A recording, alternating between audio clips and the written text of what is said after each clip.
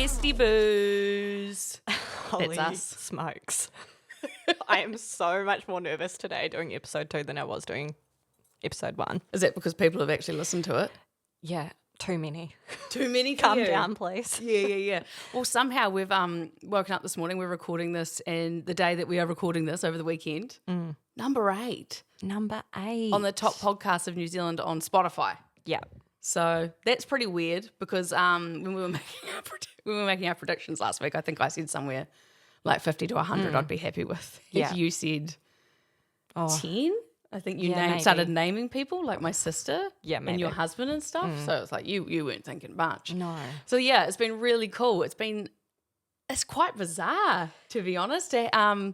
All this feedback coming in and people have been really enjoying it. Well, just the one episode so far. So, you know what I mean? You might start listening to this one and go, I know. doesn't really sound the same. Yeah. And so far, like, no haters. So thanks. Oh my God, if someone sent a mean message about the podcast, I think that would send me, mate. That'd be too much for me. Yeah. Maybe just don't say it to our face. Never tell me. No. Never tell me. Sheesh. I can't believe it. Top 8. Like, the other day, I didn't even really know, spoiler alert, much about charts, but we started at number 42 and I was like, that is so cool. I was like, what a fluke. I know. How did we even get on there? Number 42. I was like, what's wrong with Spotify? They've had an error. I know. The next day, I jump on, scroll really fast down to number 42, and we're not there. I was like, We've dropped off. yeah. I scrolled all the way down. It goes all the way down to 200. Couldn't find us. I was like, oh, yeah, fair enough. I get it. Anyone who's going to listen's listened by now.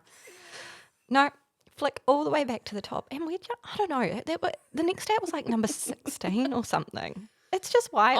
I think maybe they just go, who deserves it? Who just needs a boost in their lives? And they go, these gals, give them a boost. Yeah. Thanks. Yeah, cheers. That genuinely has been really nice. Like Yeah. for me personally, I probably need this. I need like a project. I need something to sort of sink my teeth into and to do what I love again, which is to talk to people and share stories and Yeah. have fun and connect. Yeah. So it's really nice. So we really appreciate it. And just one thing I wanted to mention as well is the name Bestie Boos. I forgot to say last week why we picked that specifically. Actually comes from my niece, Evelyn. Her and her friends were saying it, and she'd always ask Luna, my 2.5-year-old daughter, who's your bestie boo? Who's your bestie boo? And so it was around the same time as Sarah and me became really thick as thieves, so she became my bestie boo. Yeah. We're down with the 10-year-olds, eh? Oh, mate, we are big in that area. After you put up a podcast on Spotify, like, I don't know about you, mate, but the heart Yeah. was racing. Like, I probably think since putting it up there and, you know, and saying, hey, come listen, come watch, I probably want to delete it 5 times. How have you felt? Well, good thing you're in charge of all the technical side of stuff, so I can't do that, or it probably would be down. 'Cause Really? it was scary. Like, have you cried? Did you, like, freak out or just more like were you just nervous? Yeah, nervous. Yeah. Yeah. Yeah, I definitely didn't cry and freak out. Did you cry? No. What'd you cry about? Who would cry about a scary podcast? So That's stupid. weird. Emotion? Weird. Nah. It was daunting though. Like, It's I don't know, terrifying. I think Very that's personal what I stuff. say. I'm really scared about episode 2 because now we know people listened to episode 1 and Yeah. they liked it. So now all of a sudden there's a benchmark that we have to live up to, and it's pretty overwhelming. And that whole thing of like an unfiltered podcast about our lives, like, oh shit. Yeah. Oh man, we have to talk about it. Oh, God. Here we go. Here we go. But after we actually recorded the podcast last week, Sarah was like, "You hungry?" I was like, "Yes, I want McDonald's right now, please." So we drove on down there, and a lot of Maori, including myself, believe that Pīwakawaka, fantail birds, are messages from the other side. Those who have passed on, and they are sending us messages. Some people believe it's a sign of, like, an omen, a sign of death coming. But I personally believe it's more of a message to say, hey, we're here with you, sort of thing. And so when Samuel, honestly, a few days before Samuel died, the Pīwakawakas started turning up at our house. And I've had them turn up in my life in some pivotal moments. So I genuinely believe they are like a connection, like with my dad and now with Samuel. And so, you know, after he passed, the house was surrounded them for like 3 months and then never again that intensely. Yeah. But anyway, me and Sarah record this episode. We'd gone down to McDonald's, Yep. get a McChicken, love a McChicken. And we'd wound down the window to do the order. And I heard the Pīwakawaka, the wee cheep cheep. And I go, oh, Sarah, there it is. And I saw it fly past. I go, there's the Pīwakawaka. And she goes, oh my God, all this way. And just tell me what was going through your head there, Sarah. Well, I just thought, well, obviously we've just recorded the podcast. Quite often when we are sitting outside as well, having some chats, and if we're having chats, deep chats. About Samuel. Yeah. And especially like you say around pivotal times, there will be a Pīwakawaka that comes and flutters in and out of life. So, it's a thing. I don't know why, but I always think it's the same one. So I just assumed it was the one from home and had followed us all the way to McDonald's. She thought that the Pīwakawaka that lives around my house had driven 4Ks down the road to Macca's and we'd recorded the podcast and Samuel was out there stuck in a bird. He's like, guys, wait up. Oh, and we went to the bottle store and he just missed us. Yeah. And then he thought, oh no, I've got to go all the way down to I know. Macca's just to say hi. And also bottle store would have been closer to home. Oh, so much easier. Less flight time. He's so fatigued now. No, we won't see him for a while. Yeah, he's having a rest. Don't have high expectations today, Dal. Now, this will be a daunting story for Sarah because we teased it a wee bit at the end of last week. And now, like I've mentioned before, I used to work on More FM for many years. So I am very used to sharing my life and some of the intense stuff that happens in it.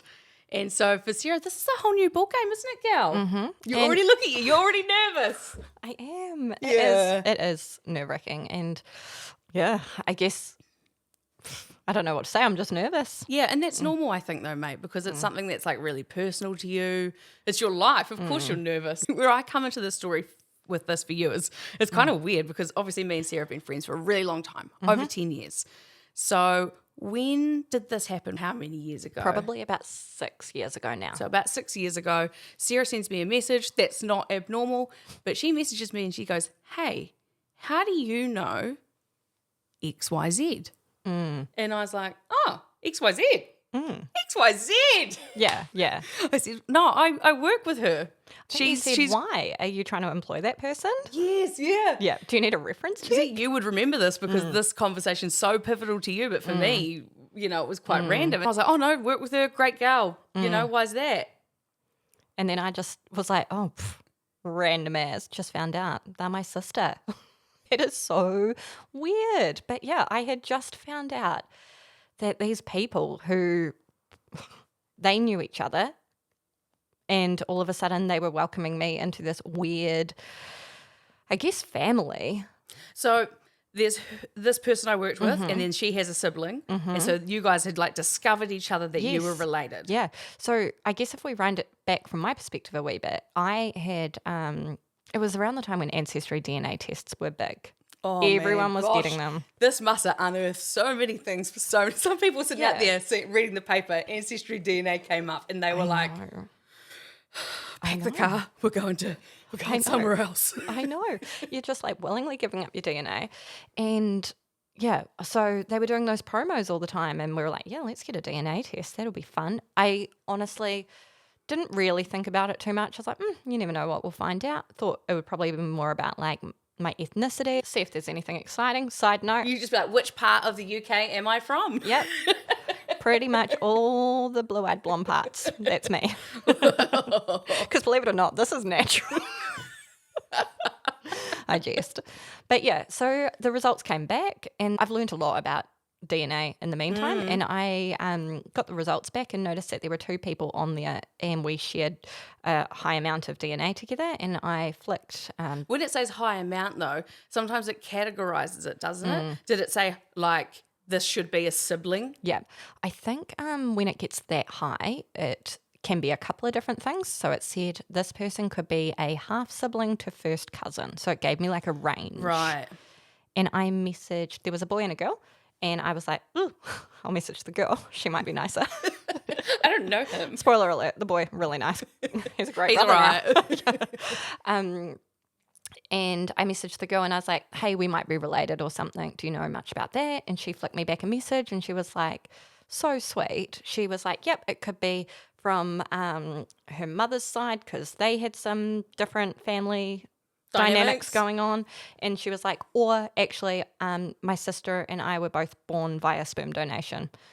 And then we did a bit of deep diving into it a little bit more. And yeah, sure enough, the DNA we shared was through our paternal, is that right? Yeah, paternal side. So yeah, So both from sperm donor. Yeah, that's how we found out. And isn't that wild? Because it's like, that just obviously brings up so many questions for you and for her, for like the whole sperm donor side of it. But like, then like just thinking about the person who went out there and made a donation. Why did they donate? I know. How many families did they donate to? Yeah. Like, that just creates so much more questions when you find out it's a sperm donor. Yeah. Well, the good thing for me was, so the girl that I reached out to and her sister, they had, I'm pretty sure, don't quote me on this, I'm pretty sure they grew up their whole life knowing.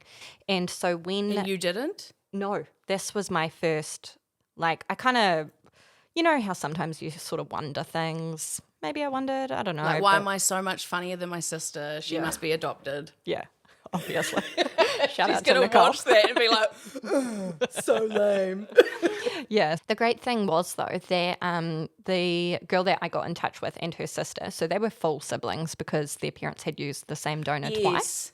And because they grew up knowing all of this information, they had actually done all the research like, as soon as one of them turned 18. Sure. I know. So when I found out this information, which, side note, was the same week I found out I was pregnant, big week. Wow. I know. I find that so interesting. So I'd love to come back to this in a later podcast, actually. The synchronicities in life, because I have a lot of them with like me and Samuel and Luna, just like things like that I think are just, I don't know, it's just that's interesting that you would find out such a wild thing about your own birth story. Yeah. The week you were going to become a mother. Yeah. Well, found out you were becoming a mother. Like, to me, there's something about that. I don't know. Others might not feel the same, but maybe I'm just a bit kooky. I just thought it was a bit fucked, really. But yeah, let's go I'll with be honest, kooky. I thought it was fucked. It's such a good call. Yeah, so, but the great thing was... Sorry. Yeah, she's lost it now. Sorry, guys. Good. She's funny, eh?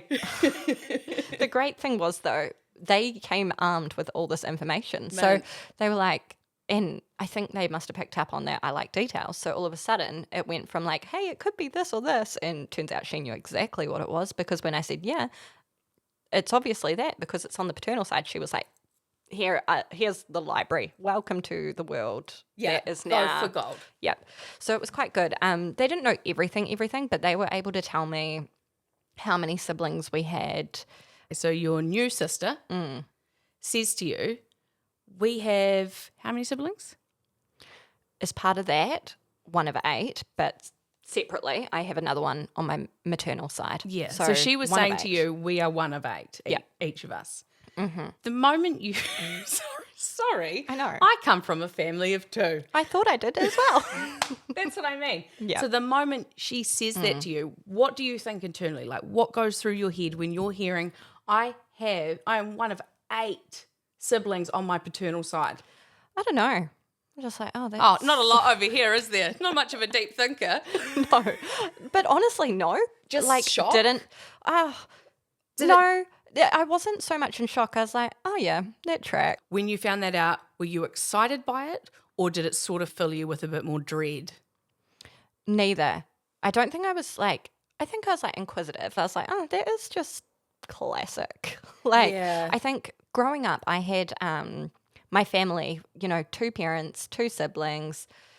That was just like the standard like textbook family sort of thing. And then in a couple of years before, I'd found out that my parents had separated and like my family's sort of gone all separate ways, and we're not the family unit we once were, I guess. Well, we're definitely not. But anyway, and now, so then to get that on top of it, I was like, oh yeah. Yeah, it was just sort of like, Here we go. I get what you mean now. Yeah, like, Yeah. like this kinda tracks. yeah. This is classic. Right, I thought I had this, and now at an adult, it's nothing of what I thought it was. Yeah. Well, that sounds really intense, but it's a completely different sort of scenario. Yeah. So, yeah, she told me all this stuff about him, and then I kind of just let it Him lie as for in a the bit. father. Yeah, like the stuff that we knew about, because one of the sisters had actually written to him through the through the clinic, and had a letter in response. So we sort of had some of that background information already about why this guy had chosen to donate. Like, him and his wife couldn't have children of their own, so they chose to adopt and then pay it forward, I guess. So they... Well, he certainly did, Sarah. Didn't he? He continued to. There's bloody 80 years out there. He's done his bit. I think Hasn't he? Bless him. Hasn't he done enough? I know, calm down, mate. But, Overachiever. Like, do you have any feeling of wanting to talk to him? No desire at all. Like, further down the track, I think, because I had my boy Miller in the October, and then we went into COVID lockdown, what was that, end of March or something. Mm-hmm. So I was on maternity leave, nothing to do. So that's when I started really deep diving, and I knew this stuff about the siblings. I'm pretty sure, we'd met a couple of times. We were in touch. We have a group chat. And then I was like, oh, maybe it's time I figure out actually who this guy is. Because even though my sister had written to him, we only knew a name and some of that information about the why. We didn't know who. Yeah, you didn't know, like, oh, he likes rugby and he's really good at maths. Like, you didn't know who this person was. Some of the siblings actually have this A4 piece of paper that looks like it was on a bloody typewriter from the mid-'80s. It probably was, to be fair. And it does have some of those interests and stuff on it, and like what his own parents' health records were. So they were able to share that information with me because, I came with nothing. I would say I found a massive parallel between you and your sister. So I had worked with your sister at that point. I don't know, like 4 years. And she is a lot like you. Like, you're both really bubbly, outgoing, loving people that I think if... Keep it going, girl. Yeah, I know.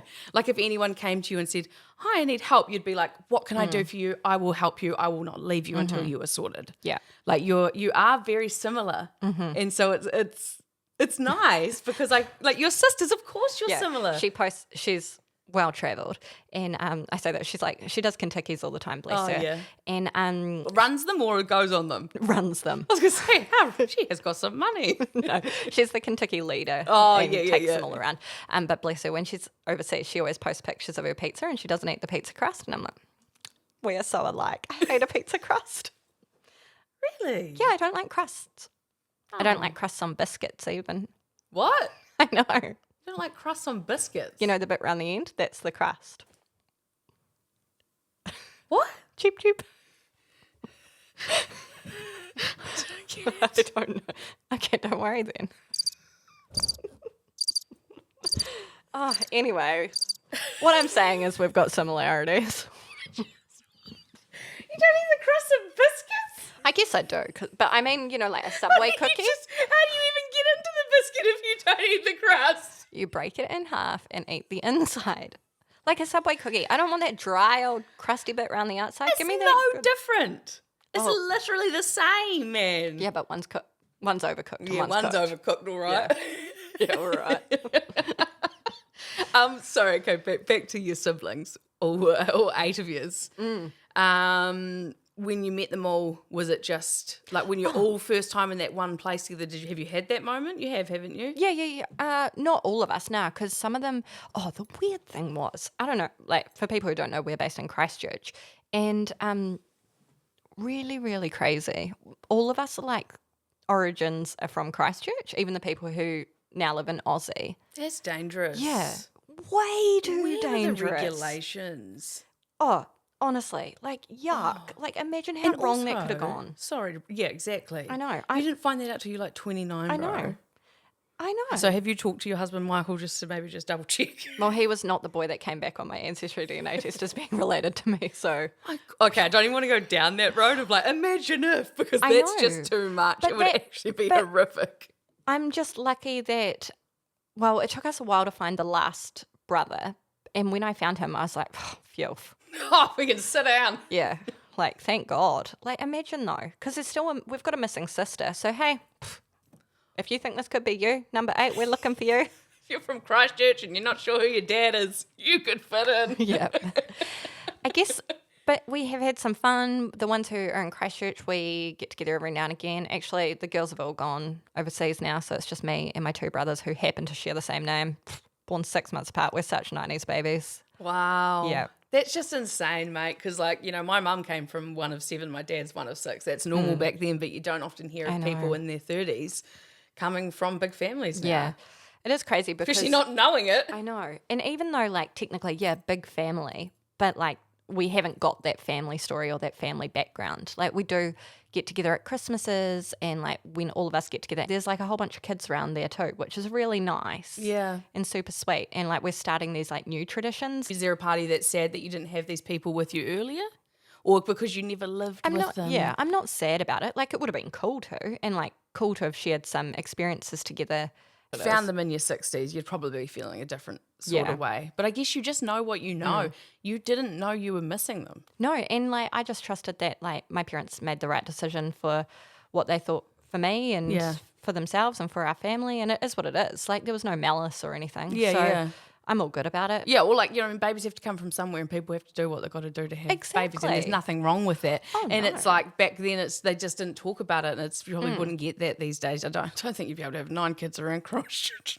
I don't know about it. But imagine if you just never found out. Yeah, I think that would have been more annoying.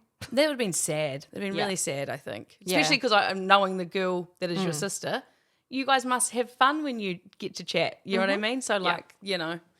Yeah. Oh, well, good on you, girl. It's just wild, though. Like, I'm just so happy I found these people, too. Like, they are really great people. There's a couple in Australia that I haven't met. And then, the missing one. So I still think at some point she's going to pop up. The missing one. We could work on that at some point. Yeah. Yeah. Put a reward out there. Yeah. 1 Big Mac combo your way if you find the missing sister. Something you suggested to me recently to wind down, a bit of stress relief. Because, you know, it's hard. I'm a solo parent. I'm still grieving a lot. There's a lot going on, you know, and at this point, you've got to do anything to help yourself. You know what I mean? Well, really, to quieten your brain. Your brain was just at you all the time, like in the evenings. Like, shush. Sometimes, spoiler alert. But sometimes, spiral. Yeah. You totally. have a good spiral. Because I'd feel like I would hang out quite all day, like, get to bedtime, get to 7:30, get the girl to bed. And then she gets into bed and I'm like, I'm so alone. Yep. Where's Samuel? Yeah. I hate my life. Yeah. And, you know, and it can, and some nights it's not that bad, but some nights it can be. And so it's like sometimes it's just good for me to have a project. Yeah. Something to do. So there was a while there where I was really into solar lights. Had a Christmas party last year because me and Sam always had a Christmas party. So it's like if I didn't do it, I would have felt really crap about not having a Christmas party. So, you know, I was pretty about it, but I went full send, let's do it. And boy, did she full send it. Oh, I full sent it. Yeah. I got so many, I borrowed them, big borrowed, stealed, bought some, and I just like lit the backyard in solar lights. It was just a great time. Everyone was very impressed at the Christmas party, but it was like, well, what else has she got to do other than clean the whole house, cry, and look after a child? You know what I mean? You know, parent, obviously. Yeah. Hard She's got work. to light this place up. I'm going to light this place up. So anyway, the new suggestion from Sarah has been diamond art. I am like disgusted to hear you say that. Like, sorry to all the diamond art people out there, but I honestly, I always thought, oh, boomer alert, like that is such a faff. Like, who is doing this weird diamond art? I would have been the same. And then I saw someone doing it and they were just like raving about it. And then I went to Kmart, live Kmart, saw it in the clearance section, $2. And I was like, you know, if that person can do it, I'm sure I could handle it too. Yeah, gosh. You know, I want something, you know, get away from the screens, have some downtime. So I bought myself some, oh my God, it's this massive, like I've really overcommitted, but it's a huge big lion. I don't know why. But anyway, it has been quite fun to do. And Miller's been helping me out. He quite likes it too. Yeah. So you've been doing that. You said, hey, gal, why don't you give this a whirl? It could be nice, something to do in the evenings. So then I went on Temu. Yeah. Turns out there is Taylor Swift diamond art. There's Taylor Swift everything. There is. So I got some Taylor Swift coasters to do diamond art with, and I thought, this would be good. It's not too big. Won't take too long. Yeah. Give this a whirl, see if I like it. Okay, so I was doing the diamond art, and I reckon probably after about an hour of it, I was just like, this is stupid. I was like, what's going on here? Why is this so hard? Yeah. I was like, it just takes forever to pick up each single piece. Oh, no. Like, it's just too hard. Oh, no, hon. Did you not put the wax and, oh, no. If anyone knows how to do diamond art, they are also realising this is a rookie mistake right now. So what happens with diamond art, people, is you get a picture It's got all the numbers or the symbols as to what diamond you need to place where, like paint by numbers. And everything's in their packets, and it comes with this wee stick. It has a little metal bit on the end, and it's like a circle, like a hole. And so then there's the wee diamonds. And so I was shoving this thing, and I was like trying to pick it up. And like sometimes I'd get it easy, and sometimes I was like 10 times trying to pick up one This diamond. would not have been helping. I was sitting there thinking, fuck, Sarah, this is not lowering my stress levels. If anything, I'm more upset with life.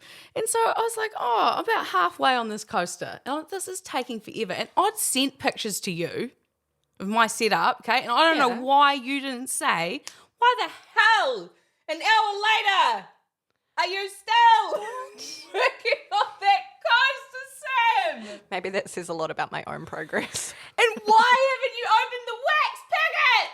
I didn't know. I wasn't squinting into your little frickin' thing.